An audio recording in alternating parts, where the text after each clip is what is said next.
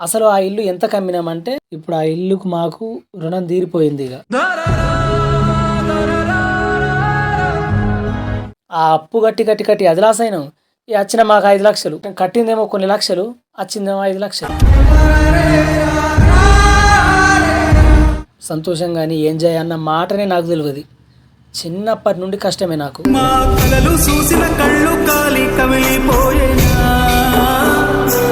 ఈ ఇల్లు అమ్మిన కారణం ఎవరి వల్ల అంటే, హాయ్ గైస్. అయితే ఈరోజు వీడియో ఏంటంటే, మీరు చూసే ఉంటారు thumbnail-లో. దేని గురించి అంటే ఇంటి గురించి. ఫస్ట్ మేమే తీస్తాం అనుకున్నాం వీడియో. అనుకునేసరికి ఏంటంటే సడన్గా మా సిద్ధు పెట్టేసిండు. అరే పెట్టేసిండు వీడియో ఏమద్దులే అని అనుకుని మళ్ళీ మేమెందుకు పెట్టులే అని చెప్పి సైలెంట్ అయిపోయినాం. దాని తర్వాత మళ్ళీ ఆలోచన వచ్చింది, ఎట్లా ఇక మీకు డౌట్ వస్తుంది, ఎందుకు మీరు ఏం కథ అని డౌట్ వస్తుంది. వెంటనే మళ్ళీ తమ్మునికి కాల్ చేసి, సాగర్ మరి ఇట్లా ఎప్పుడు వీడియో గురించి మరి, ఎందుకంటే మనం క్లారిటీ ఇవ్వకపోతే వాళ్ళకి ఎట్లా అర్థం కావాలి చెప్పు అంటే సరే అన్నాడు అని ఇక అమ్మ వాళ్ళు కలిసి అయితే వీడియో చేసిర్రు. నేనేంటంటే కామెంట్లు చూసేసరికి కొన్ని కామెంట్లు ఎట్లా వచ్చినాయి అంటే, ఎందుకు మీకు ఏమైనా పిచ్చా, ఇల్లు అమ్ముకుంటే తర్వాత మీకు ఇల్లు ఎట్లా వస్తుంది, ఇవన్నీ మాట్లాడారు. ఆ మాటలన్నీ కూడా కరెక్టే అనవలసింది, ఎందుకంటే కట్టిన ఇల్లు అమ్మినామంటే గ్యారంటీగా ఎవరన్నా ఈ మాట అంటారు. అంతెందుకు వేరే వాళ్ళు అట్లా అమ్మినా అని కూడా మేమే అంటాం. మీరు అని కూడా కరెక్టే. అది అట్లా అమ్మడానికి రీజన్ ఏంటి, ఏ పరిస్థితుల్లో అమ్మాల్సి వచ్చింది, అసలు ఎవరి వల్ల అమ్మాల్సి వచ్చింది అన్నది ఈ వీడియోలో మీకు చెప్తా. వీడియో అయితే మీరు లాస్ట్ వరకు అయితే చూడరు, మీకైతే ఫుల్ క్లారిటీ అయితే వచ్చేస్తుంది ఈ వీడియోతో. మీకు కొత్తగా మా ఇల్లు కట్టినప్పుడు దానికి ఎక్కువ పని చేసింది అయితే అమ్మ నేను. ఫస్ట్ అయితే వేరే వాళ్ళని కైకిలు పెడితే ఎక్కడ ఖర్చు అవుతాయో డబ్బులు అని చెప్పి అమ్మ ఏం చేసిందంటే ఒకదే పని చేసుకుంటూ స్టార్ట్ చేసింది. సిమెంట్ అది కలపడం కానీ, కొంటిపోయి అందియడం కానీ, ఇటుకలు అందియడం కానీ, ఇంకా ఏ పనులు ఉన్నా కానీ అమ్మ కొత్త వేసేది. నాకు బాగా బాధ అనిపించేది అమ్మ కొత్త వేస్తుంటే, ఇది కరెక్ట్గా అని చెప్పి మళ్ళీ నేనేం చేస్తా అంటే ఒక్కొక్క రోజు స్కూల్కి పోకపోతే ఇంకా అమ్మ పని చేస్తుందని చెప్పి అమ్మ తిట్టిన కానీ కూడా ఉంటూ హెల్ప్ చేయడానికి అట్లా అమ్మ నేను ఇద్దరం కలిసి మస్తు పని అయితే వేసినాం అన్నట్టుగా మా ఇంటికి అయితే. మళ్ళీ ఇంకోటి ఏంటంటే ఆ ఇల్లుకు మొత్తం నీళ్లు స్టార్టింగ్ నుండి పడితే ఇల్లు అయిపోయేదాకా ఆ ఇల్లుకు నీళ్లు పట్టింది నేను ఒక్కనే. ఎట్లా తెలుసు, ఆ నీళ్లు పడితే మొత్తం నాస వచ్చింది. అంత మస్తు పట్టిన నీళ్ళు అయితే పుష్కలంగా అందింది ఇల్లుకి అయితే. ఇట్లా స్లాబ్ పోతారు కదా, స్లాబ్ పోసినప్పుడు ఏంటంటే ఇప్పుడు పని చేస్తున్నా కానీ నేను అందులో అట్లా చేయంగా ఏంటంటే ఇట్లా మొలలు ఉంటాయి కదా సిలుమట్టిని 3-4 సార్లు 3-4 మొలలు కూర్చున్నాయి నాకైతే. ఒక్క మొల అయితే ఏం లేకున్నా నెల 2 నెలలు అట్నే కూర్చుని అనుకో. ఇక అంటే నడవరాలేదు, మొత్తం కుంటికాలతో నడిచిన. ఇదంతా ఎందుకు చెప్తున్నా అంటే, అంత కష్టపడ్డామన్నట్టు ఇంటికి అంత కష్టపడి చేసి చివరికి అయితే అమ్ముడైతే అయిపోయింది. మా ఇల్లు అమ్మేటప్పుడు అయితే బాగా మంది వచ్చిర్రు. మా బాబాయ్ పైసలు తీసుకొచ్చి ఇచ్చినప్పుడైతే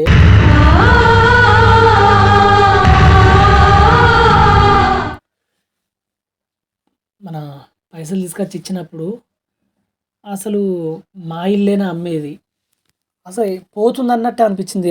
ఎట్లా అంటే అది మాది కాదు, ఇప్పుడు ఆ ఇల్లుకు మాకు రుణం తీరిపోయింది. ఇక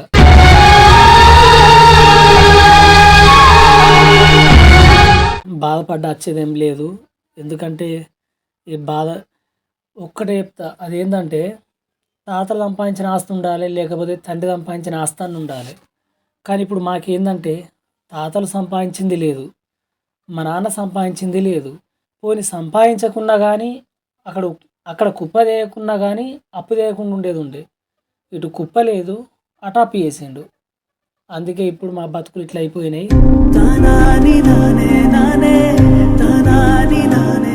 అసలు మేము ఎప్పుడు వేరు పడ్డామంటే నా చిన్నప్పుడే పడ్డాం వేరు. అంటే నాకు పెళ్ళి కాకముందుకే వేరు పడ్డాం మేము. వేరు పడ్డాం. అందరు ఏమన్నారంటే మీ నడిపోని పెళ్ళి కానీ అయిపోయిన తర్వాత ఇద్దరికి పెళ్ళిళ్ళు అవుతాయి కదా, అప్పుడు వేరు పడ్డాం కదా అంటే మా అమ్మ బాగా ఆలోచించింది. ఇప్పుడు మా నాన్న ఏంటంటే ఎటు వేసి అందరం పొత్తులనే ఉన్నాం కదా అని చెప్పి ఇష్టం ఉన్న తప్పు చేసుకుంటూ వచ్చిండు. మొత్తం లెక్క వేసినాం. మొత్తం లెక్క వేసి తప్పు ఎంత వస్తుంది తెలుసా, 20 లక్షల దగ్గరికి వస్తుంది మొత్తం టోటల్. సంఘాలని, చిట్టీలని, ఇటు అప్పులు ఇచ్చినాయి కానీ అప్పులు ఏంటంటే ఒకరి దగ్గర 1,00,000 తీసుకున్నాడా, ఆ 1,00,000 దాంట్లోకి ఏంటంటే ఆ వడ్డీ మళ్ళీ అల్లనే కలిపి రాసి కాగితం మారేస్తారు కదా, ఆ వడ్డీ కూడా అల్లనే వేసి రాపించి మారేసాడు అన్నట్టు. అట్లా మా నాన్న మిస్టేక్ బాగా చేసిండు. 1,00,000 అయ్యే అప్పయింది అన్నట్టుగా మాకు. మీరు ఒకటి అంటారు కూడా, అదేంటంటే మీకేమన్నా తెలివి ఉందా, ఇంకా కట్టిన ఇల్లు అమ్ముకుంటారా ఎక్కడన్నా, ఇప్పుడు ఆ ఇల్లు అమ్మినావు కానీ ఇప్పుడు అంత పెద్ద ఇల్లు ఇప్పుడు మీరు ఈ టైంలో కడతారా మీరు అని చెప్పని అంటారు. అనుడేంది, అది అనాల్సిన మాటనే. ఎందుకు వేరేసిందంటే ఇప్పటిదాకానే ఎంతో అప్పు చేసుకుంటే పెట్టిండు మా నాన్న.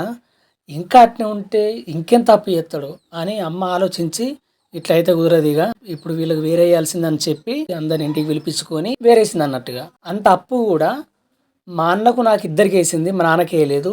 ఎందుకంటే ఇప్పుడు ఈ అప్పు వేసినాం అనుకో, ఈ అప్పుతోని ఇంకా అప్పు ఎత్తాడు. ఎందుకు వేసినావంటే మరి వాళ్ళు నాకు మీదికి వస్తారు, అందుకే ఈ అప్పు తీసి పెట్టినా, ఈ అప్పు తీసి పెట్టినా అంటాడు. ఎందుకంటే ఇప్పటిదాకా జరుగుతుంది అదే కాబట్టి. అందుకే అమ్మ ఆలోచించి మరి ఏమంటారా, ఇద్దరు వేసుకుంటారా, మరి నాన్న కూడా వేస్తారా, నా ఆలోచన అయితే ఇది, మీరేమంటారు చెప్పని మమ్మల్ని అడిగింది. మాకు కూడా కరెక్ట్ అనిపించింది ఆలోచన. సరే అమ్మ, ఇక నాన్నకైతే ఏం అవసరం లేదు, అన్న నేను ఇద్దరం వేసుకుంటాం తీ అని చెప్పి మేమిద్దరం వేసుకున్నాం అప్ప అంతా. ఇక మెల్లిమెల్లిగా అప్ప అయితే తెంపుకుంటూనే వస్తున్నాం. అప్పటి నుండి ఇక కష్టం చేసుకుంటూనే వచ్చిన.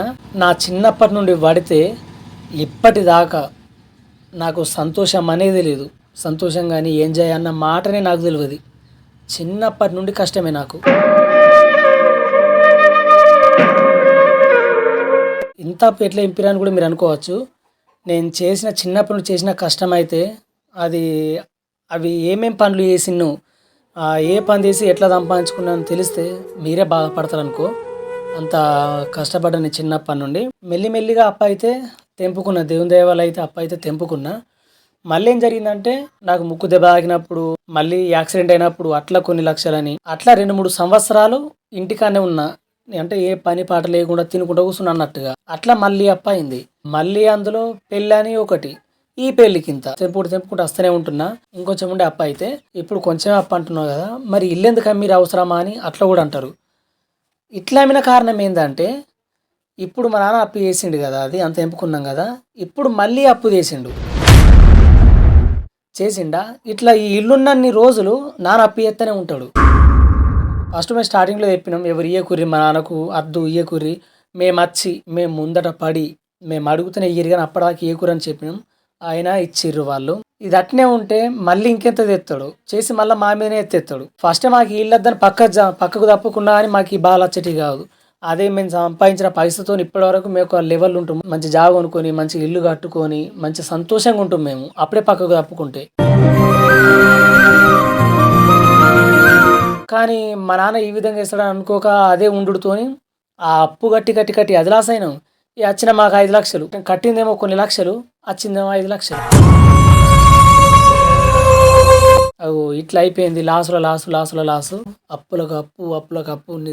నిజంగా చెప్తున్నా, వడ్డీలు అయితే కట్టలేక చచ్చిపోయినాం మేమైతే. ఇప్పుడు మనిషికి వడ్డీ ఏమో గన్ని లక్షలు, వడ్డీలేమో మన అసలు దానికంటే ఎక్కువ.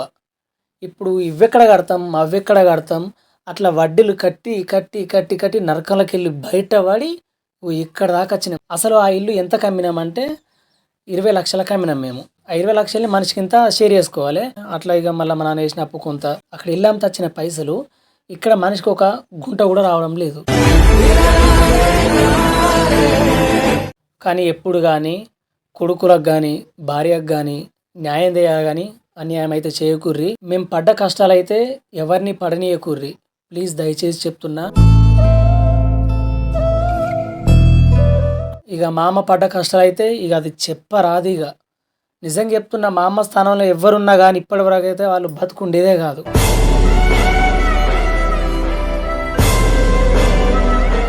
ఆ పిల్లలు ఎక్కడన్నావని చెప్పి ఇసిపెట్టిపోయేది. కానీ మా కోసం నా కొడుకులు బతకాలి, నా కొడుకులకు ఒక జీవితం ఉండాలని చెప్పి మా కోసం కొట్లాడి మా 3 పెళ్ళిళ్ళు అమ్మ చేసి ఇట్లా ముందుకు తీసుకొచ్చింది. ఇంత తీసుకొచ్చి కూడా ఎవరి వల్ల అవుతుందో కాదో నాకు తెలియదు, అందరిని అట్లానే నేను. కానీ మా అమ్మ చేసిన కష్టం కానీ మా అమ్మ పడ్డ కష్టాలు కానీ అంత ఇంత అయితే కాదు. మీరు ఇట్లా సంపాదించి కొడుకులకు పెడితే వాళ్ళు కూడా ఎదిగి వాళ్ళు కూడా సంపాదనతో బతికి వాళ్ళు వాళ్ళ పిల్లలకు జమ వేసుకుంటారు, వాళ్ళు వాళ్ళ పిల్లలకు జమ వేసుకుంటారు. అంటే కుప్పలు అయితేనే ఉంటుంది. ఇప్పుడు అటు కుప్ప చేయకుండా అట్నే ఉంటే వాళ్ళు ఎంత కష్టపడాలి, వాళ్ళు ఎంత నరకం చూడాలి, ఎప్పుడు అప్పు తెంపుకోవాలి, వాళ్ళు ఎప్పుడు సక్సెస్ కావాలి, అదంతా అయ్యేది కాదు. అందుకే అంటున్నా, మేము పడే కష్టాలు అయితే ఎవరు పడద్దు. అందరిని అయితే మంచిగా చూసుకోరి, కొడుకులు మంచిగా చూసుకోరి, బిడ్డలు మంచిగా చూసుకోరి, భార్యను మంచిగా చూసుకోరి. మనిషి పుడితే భార్య కానీ పిల్లలు కానీ అందరికీ న్యాయం చేయాలి, అప్పుడే ఆయన్ని మనిషి అని అంటారు. లేకపోతే ఒక పశువు కంటే హీనంగా చూస్తారు. ఇప్పుడు మీకు అర్థమైంది కదా, వీళ్ళు అమ్మిన కారణం ఎవరి వల్ల అంటే మా నాన్న చేసిన అప్పుల వల్ల వీళ్ళు అమ్మినాం. ఇంకా ఉంటే ఇప్పుడు వచ్చే పైసా కూడా అది కూడా రాకపోవు. కాబట్టి అమ్మిందే మంచిగా అనిపిస్తుంది మాకైతే. ఎన్ని లక్షలకు పోయింది అనేది కూడా నేను చెప్పేసిన. 20 లక్షలకైతే పోయింది ఇల్లు అయితే. ఇంటితోనైతే ఇప్పుడు మాకు సంబంధం లేకుండా అయిపోయింది. ఆ రుణం అనేది తీరిపోయింది ఇల్లుకు మాకైతే.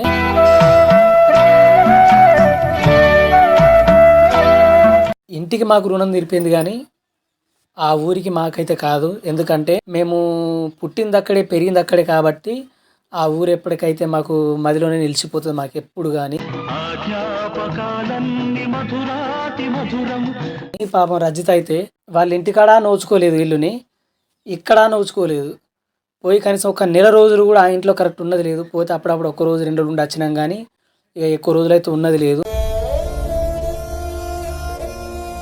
అయ్యో ఇంకో విషయం చెప్పడం మర్చిపోయినా. పాపం మా అన్న కూడా మస్తు కష్టపడ్డాడు. చిన్నప్పటి అయితే బాగా కష్టపడ్డాడు. ఆ పని ఈ పనికి కూడా అన్న అయితే ముందున్నాడు ఎప్పుడు. అన్న తోడుకు నేను కూడా ఉన్నా. ఇక తమ్ముడంటే వాడు చిన్నోడే అప్పుడు. వాడినేమో చదివిపించినాం.